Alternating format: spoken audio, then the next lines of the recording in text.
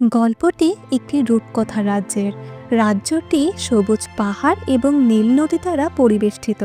সেখানে বাস করত লুনা নামে এক অপূর্ব সুন্দরী পরিরাজকন্যা। লুনা মাঝে মাঝে তার বাবার নজর এড়িয়ে প্রাসাদ থেকে বেরিয়ে পড়ত। সে উড়ে যেত সবুজ জঙ্গলের ভেতর দিয়ে এবং বুনো ফুলে ভরা ময়দানে সে ঘুরে বেড়াতো। সেখানে সে প্রাকৃতিক সৌন্দর্যে মুগ্ধ হয়ে মনের আনন্দে খালি পায়ে নৃত্য করত। রাজকন্যা লুনার ছিল এক অসাধারণ জাদুকরী ক্ষমতা। সে শুকিয়ে যাওয়া ফুলগুলোকে নতুন করে প্রাণ ফিরিয়ে দিতে পারত এবং সেগুলোকে আদর করে আবার গাছে ফিরিয়ে দিত। এমনকি শুকিয়ে যাওয়া নদীগুলোকেও সে স্বচ্ছ পানি দিয়ে পূর্ণ করে দিত। তার কোমল হৃদয় তাকে পশুদের কাছে প্রিয় বানিয়ে তুলেছিল। জঙ্গলের প্রাণীরা তাকে গভীর মমতা দিয়ে ভালোবাসত। একদিন রাজকন্যা লুনা একটি তরমুজ বাগানে প্রবেশ করল। বাগানটি ছিল সাজানো গোছানো এবং মনোমুগ্ধকর। গাছে গাছে সোনালি হলুদ তরমুজ, আর তাদের সুবাস বাতাসে ভাসছে। চারদিকে সবুজ ঘাস আর ঝর্ণার মিষ্টি শব্দ পুরো পরিবেশকে করে তুলেছিল মোহনীয়।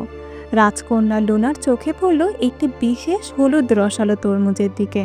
তরমুজটির গন্ধ এতটাই মোহনীয় যে রাজকন্যা লুনা নিজের লোভ সামলাতে পারলেন না। তিনি একটু থেমে চারিদিকে তাকালেন, যেন তিনি কারোর অনুমতি চাচ্ছেন। কিন্তু কেউ না থাকায় তিনি তরমুজটি হাতে তুলে নিলেন এবং একটি টুকরা খেতে শুরু করলেন। তরমুজটি ছিল অবিশ্বাস্যভাবে মিষ্টি ও রসালো, কিন্তু রাজকন্যা লুনার এই আনন্দ বেশিক্ষণ স্থায়ী হলো না। বাগানটি ছিল এক দুষ্টু ডাইনির। ডাইনিটি লুনাকে দেখে বলল, তুমি কে? আমার বাগানে কি করছো? লুনা লজ্জিত হয়ে উত্তর দিল, আমার নাম লুনা। আমি জানতাম না এটি আপনার বাগান। দয়া করে আমার অপরাধ ক্ষমা করুন। ডাইনি রেগে বলল, তোমাকে এর জন্য শাস্তি পেতে হবে। এজন্য তোমাকে তরমুজের মূল্য দিতে হবে। রাজকন্যা লুনা উত্তরে বলল, আমি আপনার তরমুজের সমস্ত মূল্য পরিশোধ করে দেব। ডাইনি রেগে গিয়ে বলল, আমার তরমুজের মূল্য তোমার এই ডানা। এই কথা বলতে না বলতেই ডাইনি জাদু মন্ত্র পড়ে লুনার উজ্জ্বল ডানাগুলো কেড়ে নিল এবং তাকে এক সোনালী তরমুজে রূপান্তরিত করল। এভাবে অনেক দিন পার হয়ে গেল। একদিন এক দরিদ্র কৃষক সেই হলুদ তরমুজটি নিয়ে বাড়ি ফিরলেন। যখন তার স্ত্রী তরমুজটি কাটলেন, তরমুজের ভেতর থেকে বেরিয়ে এলো এক ছোট্ট মেয়ে। মেয়েটি জানালো সে লুনা এবং কিভাবে ডাইনির অভিশাপে সে আটকা পড়েছিল।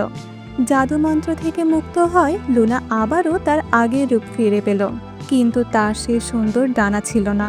কৃষক এবং তার স্ত্রী লুনাকে দেখে অবাক হয়ে গেল। যেহেতু তাদের কোনো সন্তান ছিল না, তাই তারা লুনাকে তাদের মেয়ে হিসেবে গ্রহণ করলেন।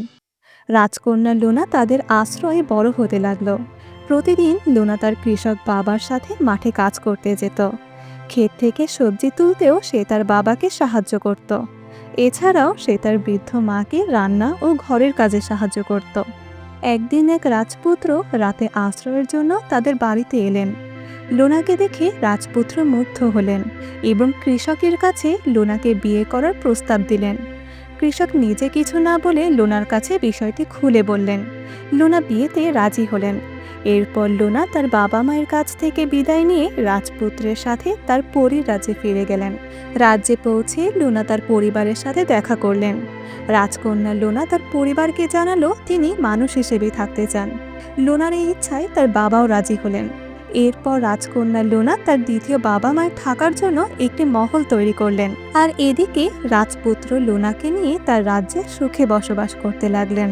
এভাবেই লুনার জীবনে নতুন সূচনা হলো এবং সবার জন্য সে এক অনুপ্রেরণা হয়ে রইল।